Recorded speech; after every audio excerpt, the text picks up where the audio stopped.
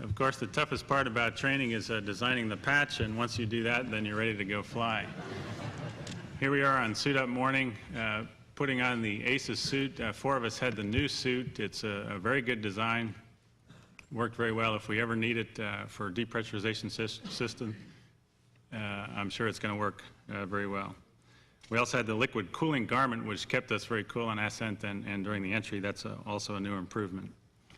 Many people helped us over the year getting ready to go launch into space, and it was great when we walked out to see some of the smiling faces of the folks that have helped us over the previous year and a half, and it was nice to wave at them and give them a smile as we departed for the launch pad.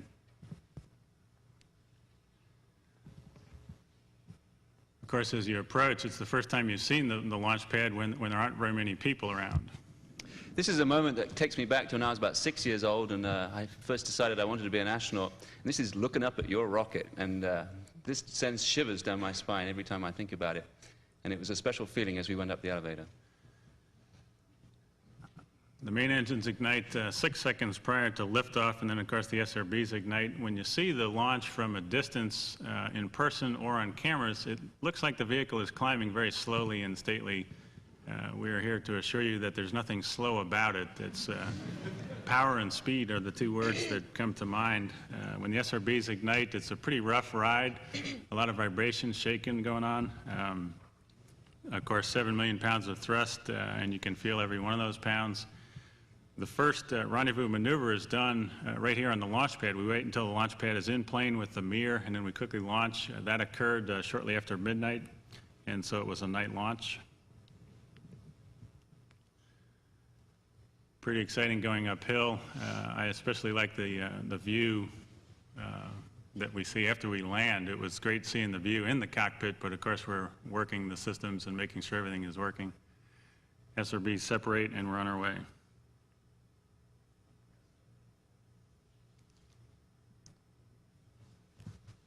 Once we get on orbit, we have a nice exterior look of the space hab, which is the module that has all the experiments, in fact 23 different experiments.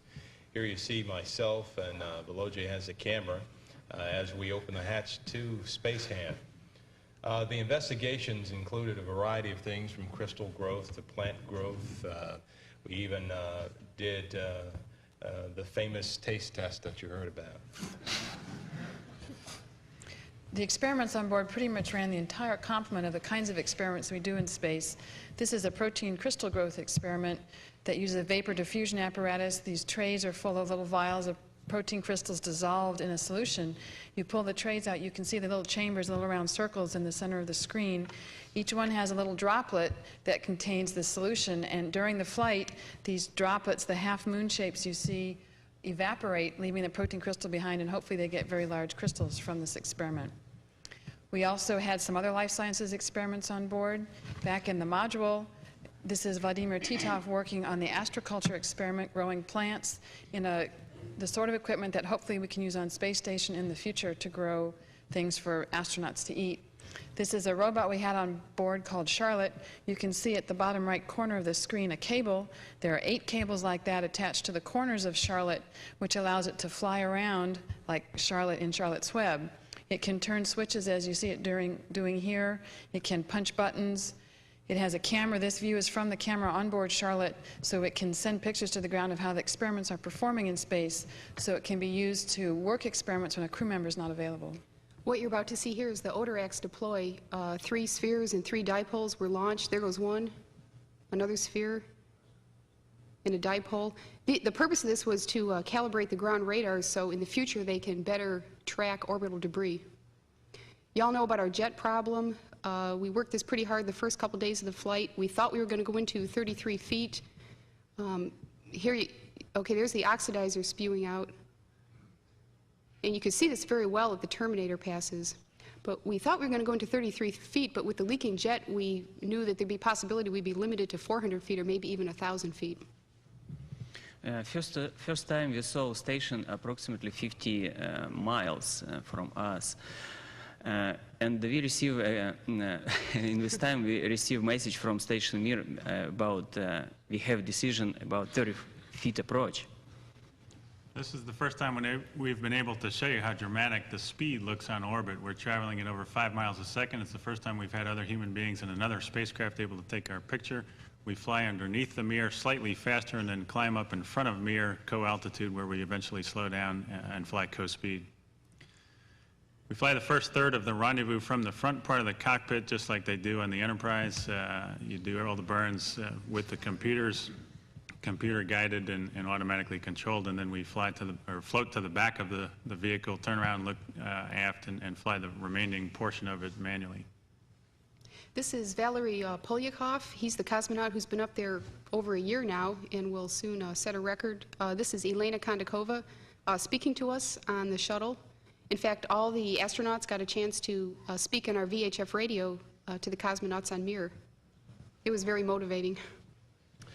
As Jim climbed up towards the V-bar, that's basically the horizontal line tangent to the Earth where we're going to meet up with Mir, I was ranging with the laser, and meanwhile they were looking at us coming up. And this is something we only saw when we came back, and we appreciate how dramatic it is.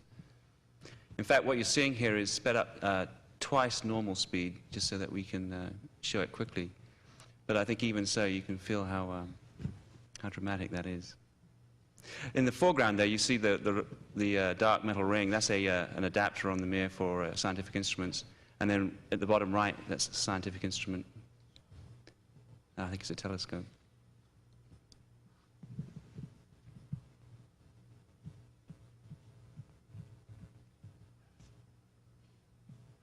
Once we were at about 400 feet, Jim arrested the approach to the Mir, and we basically station kept there for a few minutes before we started our timed approach.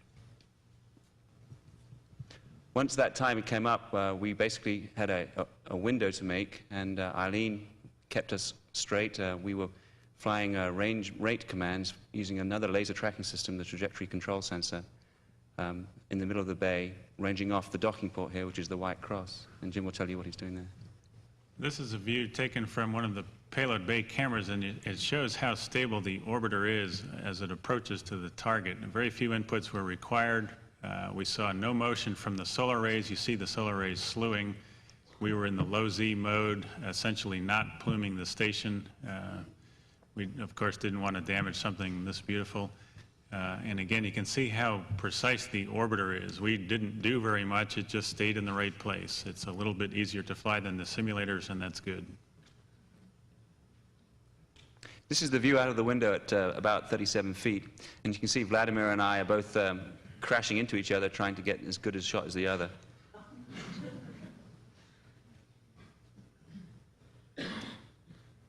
This is a pan that Vladimir made, and you can see the windows. There's Elena Kondakova with her knee. Yes, Elena Kondakova and me, we wave each other, and for you, of course. I don't know who was it. This is somebody new on board station. This is Valery Polyakov, and this is Commander Alexander Viktorenko, all of the time with the camera and show the movie, make movie. This is his picture from Station Mir. Again, it shows how well the vehicle has been designed. After we remained at our closest point of approach for about 10 minutes with my crew members helping me to make sure that we didn't go 1 inch closer than the flight rule limit of 10 meters. You can see the solar array slewing. Again, no motion at all from our jets. We saw no interaction. After 10 minutes, we backed away and proceeded out to 450 feet and initiated a fly around as a photo survey. In fact, this is one of the harder things for Jim and I to sort of talk about in the cockpit. As we backed away, Mir maneuvered so that we no longer had a center line towards the docking port. And at 450 feet, we started to climb up above it and behind it in our orbit plane so that we would do a full circle around it, basically trying to stay at 450 feet. During this time, however, using the laser, which is the handheld laser, which is the thing that a traffic cop would use to catch you for speeding, we basically couldn't find many reflective items on the Mir to get a range off. And so we basically had to move out a little bit further than we first planned because of that uncertainty. But it was no problem, I think, for Jim. If anyone has any doubts about what we're doing in the future, let us assure you that we are on the right track. You can't help but see a vehicle like this that's been up since 1986. It's just stunning, just breathtaking, and it really tells us that we're doing the right thing. We had met the Russian people before we launched, and they're very proud of their space program. They know a lot about our space program, and we, of course, are very proud of our space program. And it's time to join our forces and make both of our programs better. This is what 17,500 miles per hour looks like from the top.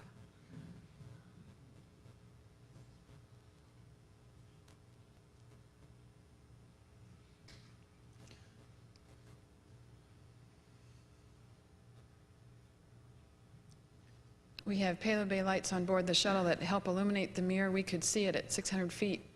And you'll see in the next shot, if you watch the top upper right corner of the screen, you'll see the jets on the mirror firing. We can see this, all the structure and things very clearly at night without any help. Look up right up in there, top right corner. What's going on there is they have gyroscopes basically on the mirror to give it attitude control, and at some point they become saturated and then they fire jets to desaturate the gyros.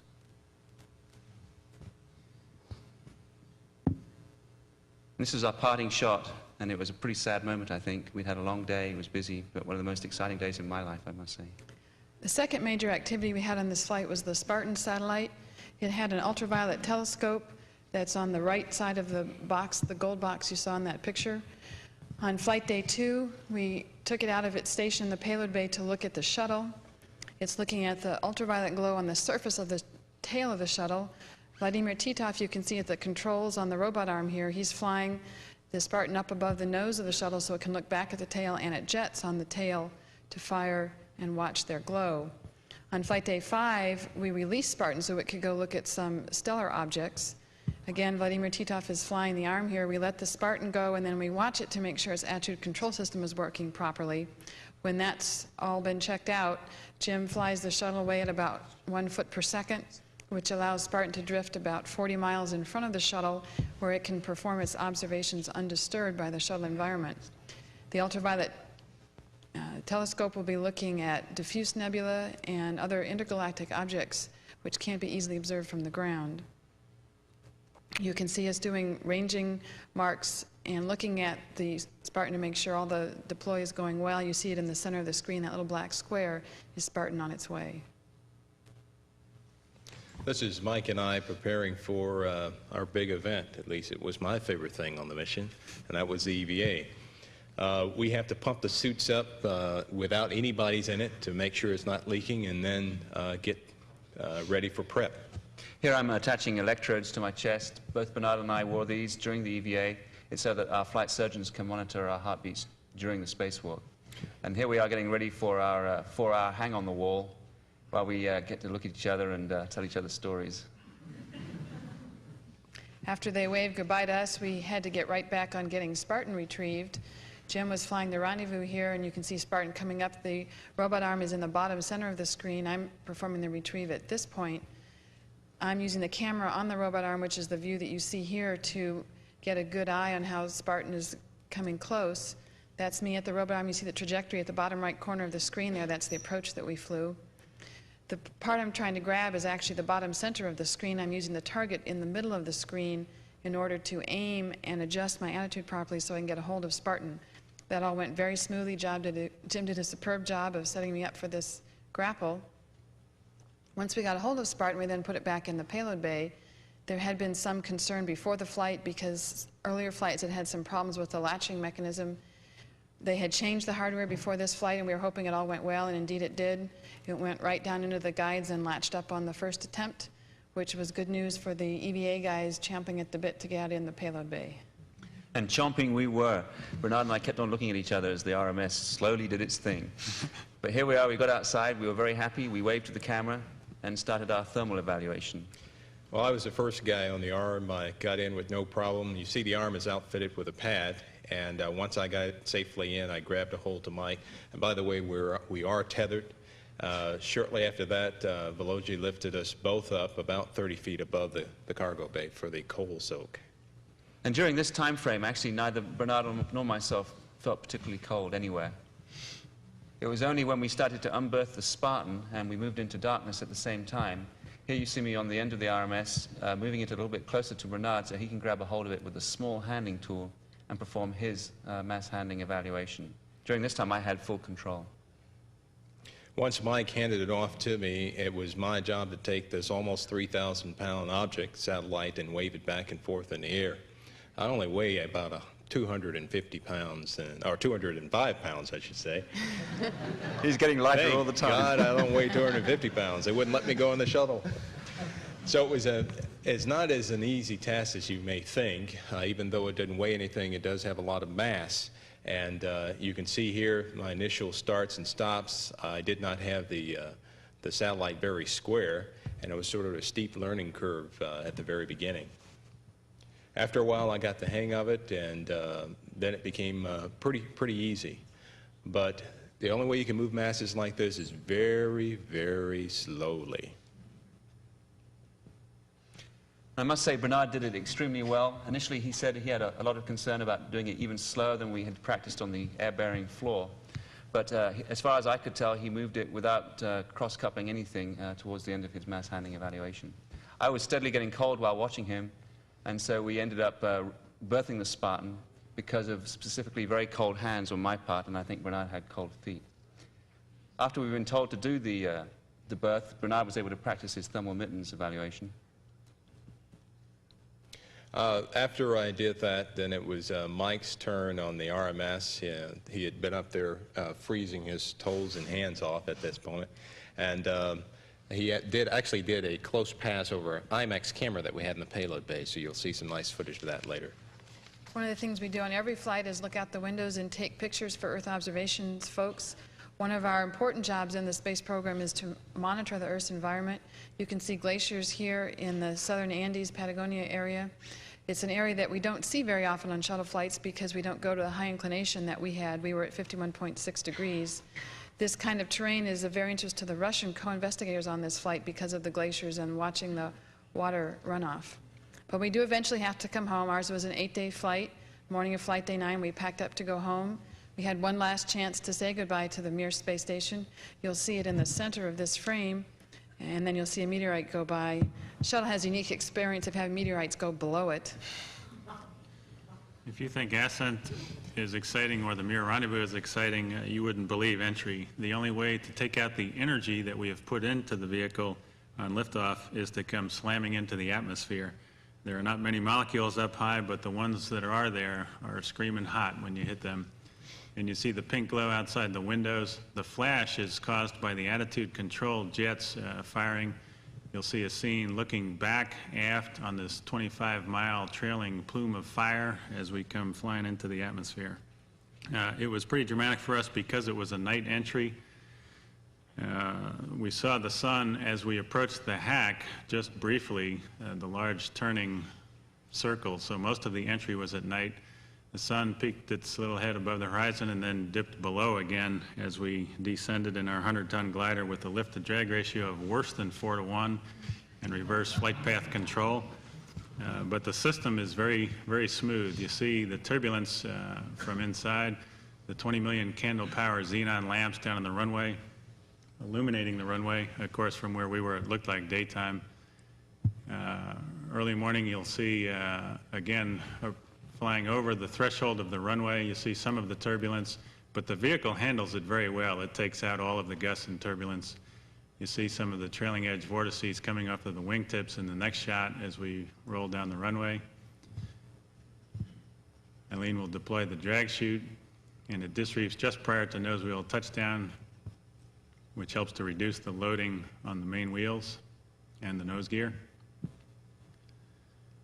See the shuttle chase airplane flying by. Mike said he could see some of the flash bulbs going off on the side. I wasn't looking in that direction. Jim always told us not to look out the window, but I blew it. I might add that you feel quite heavy after coming back to Earth, spinning over a week in zero gravity. When I took my helmet off, it felt like it weighed almost 75 pounds. After Eileen got rid of the drag chute was the first time we had used the brakes. The system is so good.